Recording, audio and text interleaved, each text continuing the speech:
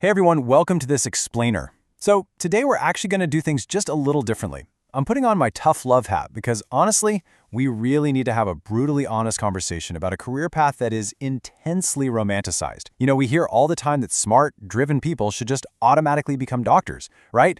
But telling everyone they should go into medicine without a serious reality check is a massive disservice. Going into this field when it's not absolutely right for you, it isn't just a bump in the road, it is a trap. So let's dive into this mindset audit and see what it actually takes to thrive in this world. Do you ever lie awake at 2 a.m., just staring at the ceiling, wondering if you should really commit the next decade of your life to medicine? Seriously, ask yourself that. If you're having those late-night doubts, well, you are definitely not alone. And honestly, you should be taking those doubts really seriously. Because, look, discovering you absolutely hate medicine halfway through your training, that is an emotionally crushing and financially devastating place to be. You get trapped in years that you literally cannot get back. So today, we're going to break down the exact signs that dictate whether you're genuinely destined for this path or if you should probably just run for the hills. All right, Section 1, the brutal reality, financial and time costs. So we really need to examine the sheer weight of the long-term, totally inflexible commitments involved in the medical path, starting with the financial dimension. $260,000. That is the staggering average debt a medical school graduate finishes with. And here's the kicker. That debt starts accruing interest immediately. It doesn't wait around for you to get comfortable. You are signing up for a massive, massive financial commitment right out of the gate.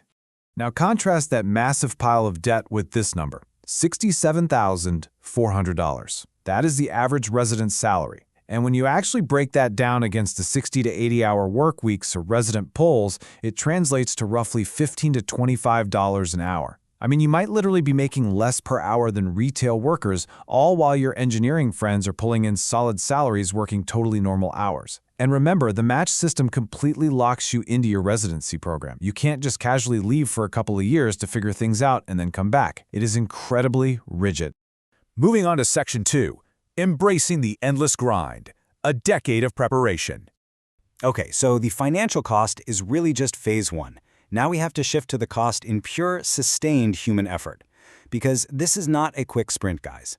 The grind starts immediately with the MCAT, which requires 3 to 6 months of studying treated literally like a full-time job.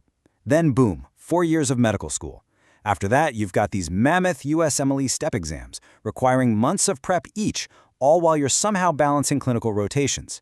And then, residency. That lasts anywhere from 3 to 7 years depending on your specialty, where you might be working shifts lasting up to 30 hours straight. So yeah, this is a decade-long marathon. If you're someone who really values a lot of free time and, kind of avoids hard work, you are simply not going to be happy here. And this actually brings us to a very famous and honestly very visceral metaphor used to describe medical school: drinking from a fire hose. You will need to absorb an enormous, totally overwhelming amount of information simultaneously. And you're doing all this while balancing research and clinical activities just to have a decent shot at matching into a residency program. It's intense. That brings us to Section 3, the messy human element, patients at their worst.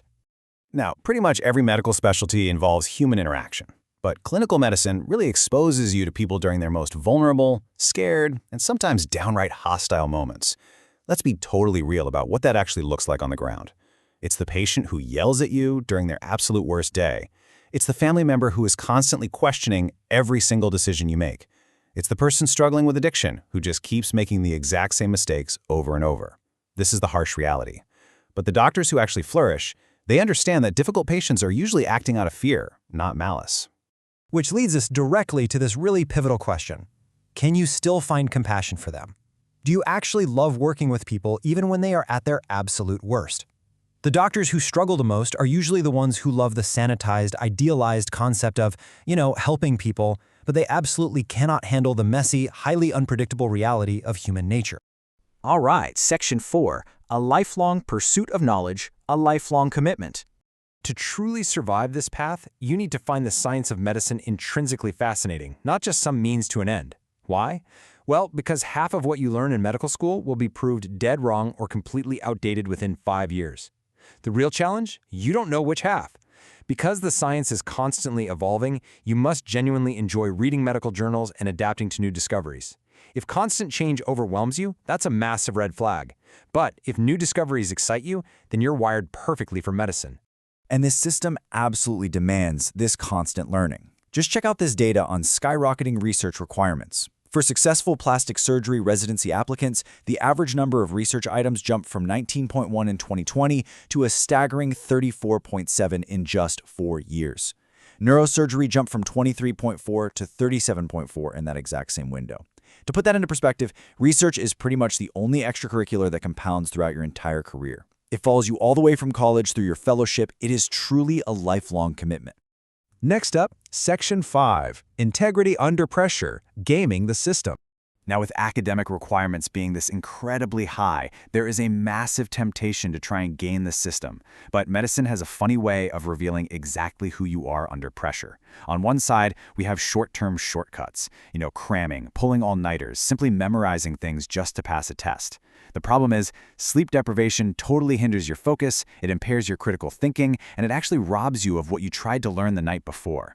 But on the other side, we have true lifelong learning, active recall, spaced repetition, and building actual real competence. Because if you cut corners, you just won't be able to keep up with the increasingly challenging exams. It's playing a short-term game in what is definitively a lifelong career. And eventually, what you don't know will absolutely catch up with you. Have you ever heard the term pimping? It's an insider slang term used a lot in med school and residency. Basically, it describes the rapid-fire, on-the-spot questioning you are definitely going to face from supervising doctors while you're on the clinical wards. It is incredibly intense. And if you've built your path on shortcuts, cramming, and just gaming the system, well, this is exactly where your foundation will mercilessly crack. Which leads us to our final section, Section 6. Your true motivation. Why become a doctor? This brings us to the final and honestly the most critical question of all. Why are you actually doing this? Here is a really hard truth for you. Family pressure is one of the biggest predictors of unhappiness in medicine.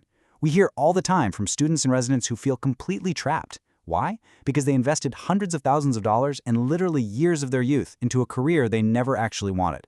This journey is simply way too long, way too difficult, and far too expensive to sustain on someone else's expectations or just the desire for external validation. So I want to leave you with this really powerful question. If your family had absolutely no opinion, and if the prestige of the title weren't a factor at all, would you still want to become a doctor?